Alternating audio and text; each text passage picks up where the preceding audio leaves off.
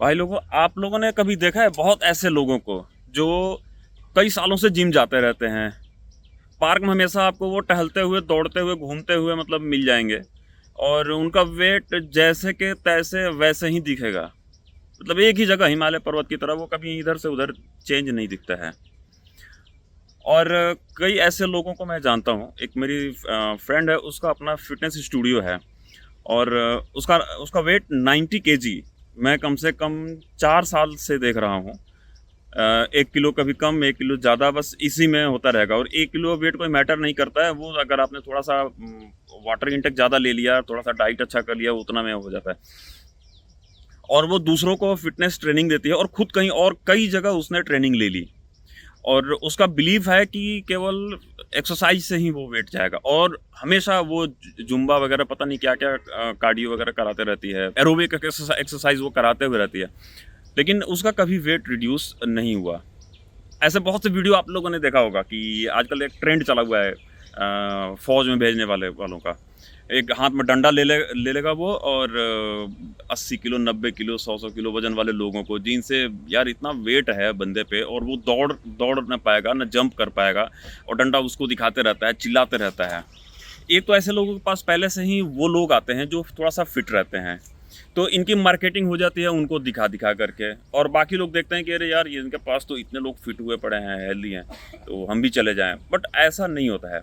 आपका अगर 90 kilo, 100 kilo वजन है, आप कितना एरोबिक एक्सरसाइज कर लोगे?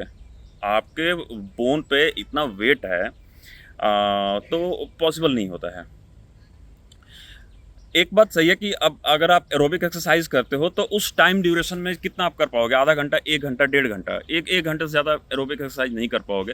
उसमें जो एनर्जी एक्सपेंडिचर होता है वो ज़्यादा होता है, एज़ कम्पेयर्ड अगर वेट ट्रेनिंग आप करते हो तो। लेकिन ये साइंस है कि आप रेस्ट ऑफ द डे अगर आपने वेट ट्रेनिंग किया हुआ है तो वो बॉडी के मेटाबॉलिज्म को इंक्रीज करता है।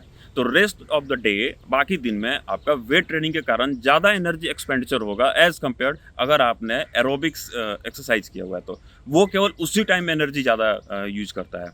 लेकिन सबसे ज़्यादा जो एनर्जी एक्सपेंडिचर होता है, एक कहावत है ना, टिप ऑफ द आइस, वो कि जो वेट रिडक्शन वगैरह मैटर में जो डाइट होता है वो ज़्यादा मैटर करता है। 70% रिजल्ट डाइट से होता है, 30% के आसपास। ये बात गलत नहीं है, ये सही है। फॉर एग्जांपल आप देखो कि अभी मेरा वेट 70 kg के आसपास है, उससे भी कम है। और ऑन एवरेज जब मैं जिम जाता था तो मेरा 82, 80, 85 के आसपास वेट रहता था। 82 एवरेज रहता था मेरा। तो जब मैं जिम छोड़ देता हूँ तब मेरा वेट रिड्यूस हो जाता है, और जब मैं जिम जाता हूँ तो मेरा वेट गेन होता है। ऐसा क्या होता है? उल्टा ही होता है। दूसरे लोग जिम जाते हैं वेट कम करने के लिए, नहीं। ये सारा मैटर करता है डाइट का, क्योंकि मैं जब जिम जाता हूँ तो एक माइंड में मेरा कॉन्शियस रहता है कि मैं एक्सरसाइज कर रहा हूँ, वेट ट्रेनिंग कर रहा हूँ, तो मुझे मसल गेन करना है, तो मैं डाइट अपना इंक्रीज़ करता हूँ। और जब मैं जिम नहीं जाता हूँ तो एक लेजीनेस आ जाता है कि मैं किस लिए इतना डाइट मेंटेन करूँ, तो वो मैं छोड़ देता हूँ, जिसके कारण मेरा वेट रिड्यूस होता है। तो वेट रिड्यूस किस चीज़ के कारण हुआ? मेरा डाइट छोड़ने के कारण। तो ये मेरा कहने का यही मतलब है कि इसमें डाइट का बहुत मेजर रोल है। अभी मेरी माँ का वेट बहुत ज़्यादा था, और उनको कई एक साथ बीमारियां हैं।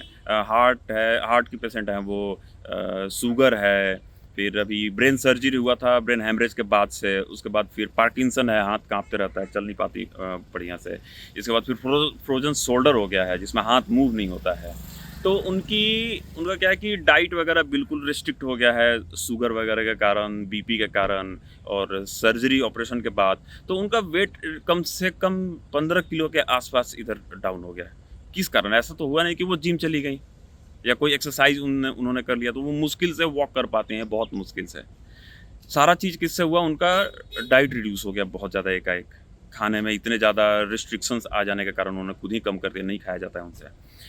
तो डाइट इतना मैटर करता है, लेकिन इन लोगों को क्या होता है कि इनको पता नहीं होता है किसी भी चीज़ के बारे में, तो वो बस केवल उनको लगता है कि जितना दौड़ा दो इसको घोड़े की तरह, तो ये वेट रिड्यूस हो जाएगा इनका। तो ये है कि अवेयरनेस उस चीज़ का रखें। इसमें डाइट बहुत ज़्यादा मैटर करता है। इसको एक बोलते हैं कि बॉडी मास के इंडेक्स, एक दूसरा होता है जब हम रेस्ट ऑफ द बॉडी जब रहता है तो उस टाइम हम मेटाबॉलिज्म को कैसे इंक्रीज करते हैं।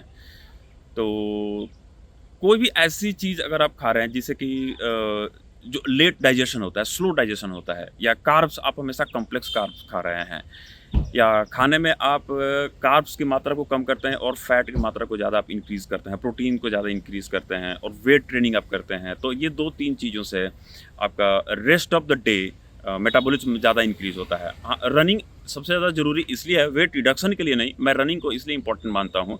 इस टाइम मैं जिम नहीं जा रहा हूँ, काफ़ी आई थिंक कि 1 डेढ़ साल से भी ज़्यादा हो गया जिम नहीं जा रहा हूँ मैं कुछ कारण से। तो लेकिन मैं रनिंग करने आता हूँ, क्योंकि हार्ट आपका मेन, अगर आपका हार्ट ठीक है तो आप हेल्दी हैं।